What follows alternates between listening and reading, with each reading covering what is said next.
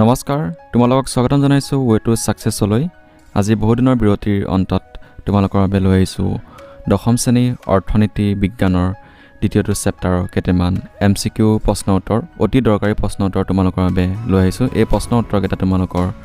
শৈক্ষিক জীৱনত আৰু অনাগত দিনত অতি দৰকাৰী হ'ব আৰু মেট্ৰিকৰ বাবে অতি দৰকাৰী প্ৰশ্ন উত্তৰ তোমালোকে এই প্ৰশ্নকেইটা চাবলৈ নাপাহৰিবা প্ৰথমতে আছে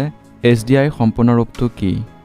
ইয়াত অপচনত আছে human danger index human development index human development institute huge development index ইয়াৰ শুদ্ধ উত্তৰটো কি হ'ব তোমালোকে মনতে ভাবিবাচোন ইয়াৰ শুদ্ধ উত্তৰটো হৈছে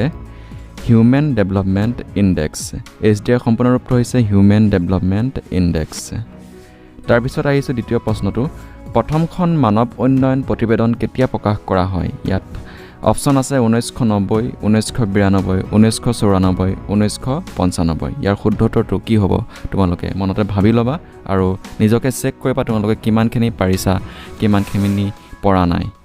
ইয়াৰ শুদ্ধ উত্তৰটো হৈছে 1990 চনত প্ৰথমখন মানৱ উন্নয়ন প্ৰতিবেদন প্ৰকাশ কৰা হৈছিল এতিয়া আহিছো দ্বিতীয়টো প্ৰশ্নলৈ দ্বিতীয়টো প্ৰশ্ন হৈছে নীতি আয়োগৰ অধ্যক্ষ কোন ইয়াত অপচন আছে প্ৰধানমন্ত্ৰী মুখ্যমন্ত্ৰী ৰাষ্ট্ৰপতি ৰাজ্যপাল কি হ'ব তোমালোকে ইয়াৰ উত্তৰটো ভাবাচোন আৰু চেক কৰা নিজকে তোমালোকে এটো পাৰিছা নাই ইয়াৰ শুদ্ধ উত্তৰটো হৈছে প্ৰধানমন্ত্ৰী হৈছে নীতি আয়োগৰ অধ্যক্ষ নীতি আয়োগৰ প্ৰথম বৈঠক ক'ত হৈছিল ইয়াত অপচন আছে দিল্লী বাংগালোৰ মুম্বাই আৰু জেনেভা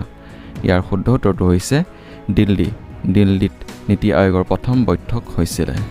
এতিয়া আহিছো আমি 5 নম্বৰ প্ৰশ্নটোলৈ 5 নম্বৰ প্ৰশ্নটো হৈছে নীতি আয়োগৰ প্ৰথম বৈঠক কেতিয়া অনুষ্ঠিত হৈছিল ইয়াত অপচন আছে 1995 1997 2015 2016 ইয়াৰ শুদ্ধ উত্তৰটো কি হ'ব তোমালোকে এনসাৰটো কৰিবলৈ চেষ্টা কৰাচোন ইয়াৰ শুদ্ধ উত্তৰটো হৈছে 2015 চনত নীতি আয়োগৰ প্ৰথম বৈঠক অনুষ্ঠিত হৈছিল এতিয়া আহিছো 6 নম্বৰ প্ৰশ্নটো নীতি আয়োগৰ প্ৰথম গৰাকী মুখ্য কাৰ্যবাহী বিষয়া নাম কি নীতি আয়োগৰ প্ৰথম গৰাকী মুখ্য কাৰ্যবাহী বিষয়াৰ অপচনত আছে ৰাজেন্দ্ৰ প্ৰসাদ সিন্ধুশ্ৰী খুল্লাৰ MS স্বামীনাথন নৰেন্দ্ৰ মোদী ইয়াৰ শুদ্ধ উত্তৰটো কি হ'ব আহচোন শুদ্ধ উত্তৰটো চাওঁ ইয়াৰ শুদ্ধ উত্তৰটো হৈছে সিন্ধুশ্ৰী খুল্লাৰ নীতি আয়োগৰ প্ৰথম গৰাকী মুখ্য কাৰ্যবাহী বিষয়া হৈছে সিন্ধুশ্ৰী খুল্লাৰ এতিয়া আহিছো 7 নম্বৰ প্ৰশ্নটোলৈ 7 নম্বৰ প্ৰশ্নটো হৈছে সেউজ বিপ্লৱ কেতিয়া হৈছিল ইয়াত অপচনত আছে 50 দশকত 60 দশকৰ মাজভাগত 60 দশকত 60 দশকৰ শেষত ইয়াৰ শুদ্ধ উত্তৰটো হৈছে 60 দশকৰ মাজভাগত সেউজ বিপ্লৱৰ হৈছিল 60 দশকৰ মাজভাগত ভাৰতৰ পৰিকল্পনা আয়োগ কেতিয়া গঠন কৰা হৈছিল ইয়াত অপচন আছে 1998 1950 1982 1992 ইয়াৰ শুদ্ধ উত্তৰটো হৈছে 1950 ভাৰতৰ পৰিকল্পনা আয়োগ 1950 চনত গঠন কৰা হৈছিল আৰু পৰিকল্পনা আয়োগক বৰ্তমান নীতি আয়োগ নামেৰে জনা যায় আৰু 9 নম্বৰ প্ৰশ্নটো হৈছে প্ৰথম পঞ্চবাৰ্ষিক পৰিকল্পনা কেতিয়া আৰম্ভ হৈছিল ইয়াত অপচন আছে 1951 1950 1995 2015 ইয়াৰ শুদ্ধ উত্তৰটো কি হ'ব ইয়াৰ শুদ্ধ উত্তৰটো হৈছে 1951 চনত প্ৰথম পঞ্চবাৰ্ষিক পৰিকল্পনা আৰম্ভ কৰা হৈছিল